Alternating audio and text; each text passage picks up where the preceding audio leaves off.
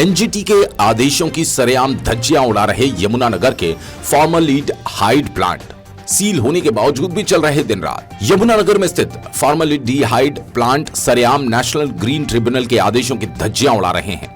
NGT के नियमों के मानदंडों को पूरा न करने पर यमुनानगर में लगे फॉर्मल्डिहाइड प्लांट्स को बंद करने के लिए आदेश दिए गए, जिस पर कार्रवाई करते हुए यमुनानगर पॉल्यूशन विभाग ने इन्हें सील भी कर दिया था। लेकिन इसके बावजूद ये प्लांट्स धड़ल्ले से चल रहे हैं, जो सीधा सीधा विभाग की मिलीभगत या फिर राजनीतिक दबाव की तरफ इशारा करता है। नेशनल ग्रीन ट्रिब्यूनल के आदेशानुसार नियमों को ताक पर रखकर चल रहे फॉर्मल्डिहाइड प्लांट्स को बंद करने के आदेश जारी हुए, लेकिन फिर भी यमुनानगर में ये प्लांट्स धड़ल्ले से चल रहे हैं। हरियाणा के यमुनानगर में 9 फॉर्मल्डिहाइड प्लांट्स लगे हैं, जिनमें से शिवा कैंप पर एनजीटी के आदेश लागू नहीं होते, क्योंकि नोटिफिकेशन के बावजूद 2006 के बाद लगे प्लांट्स को बंद करने के आदेश दिए।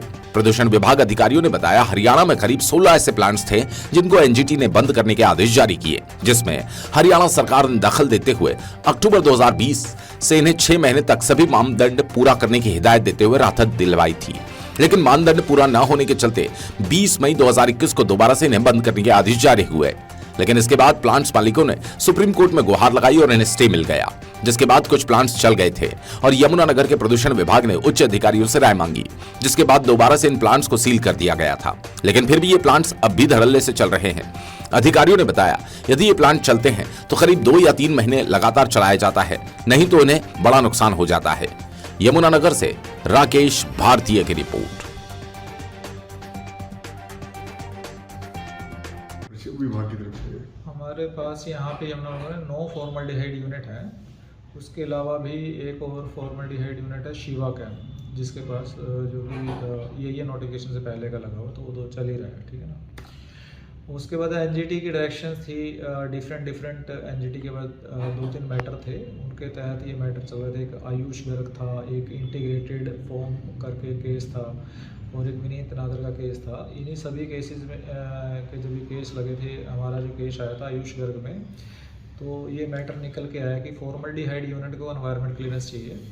और उसके बाद क्योंकि हमारे पास जो ये थे हरियाणा में तकरीबन 16 ऐसे प्लांट थे जिनके पास एनवायरनमेंट क्लीयरेंस नहीं थी, बस और उनके पास जो हमारी एनओसी और कंसेंट टू ऑपरेट थी, पोल्यूशन कंट्रोल बोर्ड ने अपनी परमिशन उनको दे रखी थी।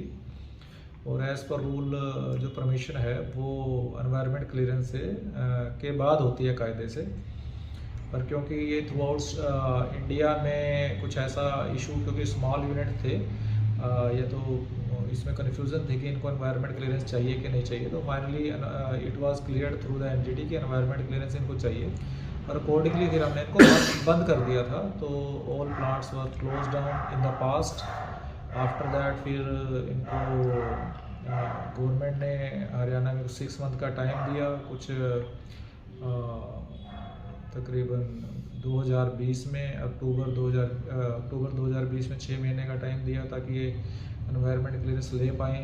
बट वो भी फिर क्योंकि उस टाइम पे ये इशू आ गया था, क्योंकि हमारी पैरेलली एनवायरनमेंट क्लीयरेंस जो है ये नोटिफिकेशन वो जो वायलेशन केसेस हैं उनको एक्सेप्ट नहीं करती, तो इसलिए इनकी वहाँ पे एनवायरनमेंट क्लीयरेंस भी नहीं हो पाई। और फिर तकरीबन हमने इसको 20/5 को 2021 को सारे प्लांट हमने बंद कर दिए थे। फिर ये कोई 22 जून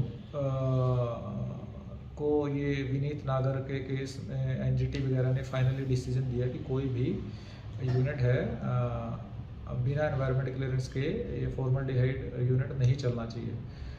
ये जितने भी कुछ हमारे यहाँ के जो भी यूनिट थे, इन्होंने सुप्रीम कोर्ट में अप्रोच किया, कुछ दूसरे स्टेट वालों ने भी अप्रोच किया। तो जो वो एनजीटी के ऑर्डर थे विनीत नागर के इंटीग्रेटेड फॉर्म में या आयुष गर्ग में, वो जो एनजीटी ने स्टे किए थे वो सुप्रीम कोर्ट ने उनको स्टे कर दिया।